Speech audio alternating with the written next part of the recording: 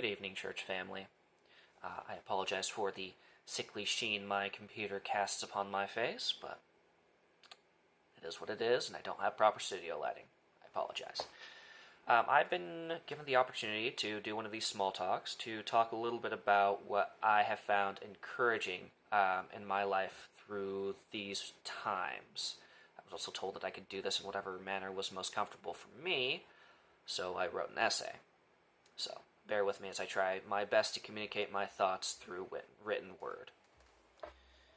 Hello, church family. My name is K.S. Sweeney. I am Jenica's husband. I would not be surprised if you do not all know my name, as I usually hide in the sound booth on most Sundays. That's just my comfort zone, I suppose. From that, though, one might infer that I am not a particularly social person, generally preferring a background role in most settings. In spite of this, I have been given the opportunity to speak a little bit about those things from which I have been able to draw some comfort and encouragement in these trying times. As such, this small talk is going to be focused on community. I feel that the most influential parts of my Christian life have deeply involved our dear pastors, John and Grace McFall.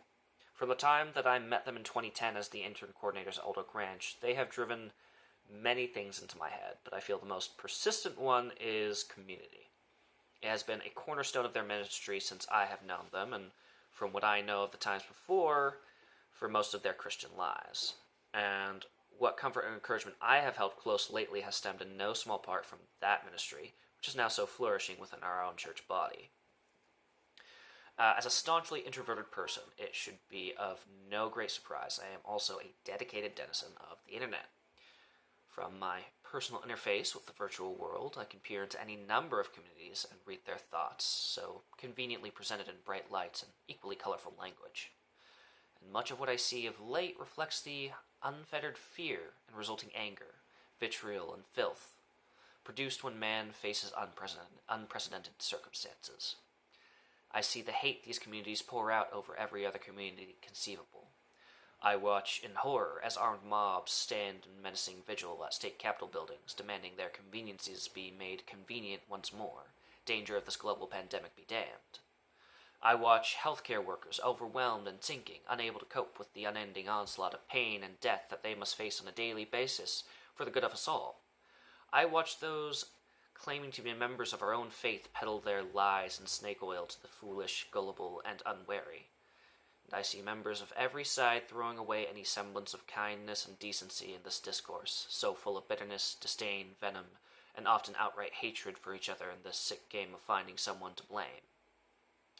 I find it all most disheartening. Silver linings, however, do exist and in fact abound. There are many ways that people see God, His works, how He moves among us, and how He speaks to us. Some of us see it most in the natural world, in the beauty of a landscape unfettered by man. Many see it in the intense study of the Bible, able to deepen a connection with Him through understanding of ancient knowledge. I see and hear God most in the people by whom I am surrounded.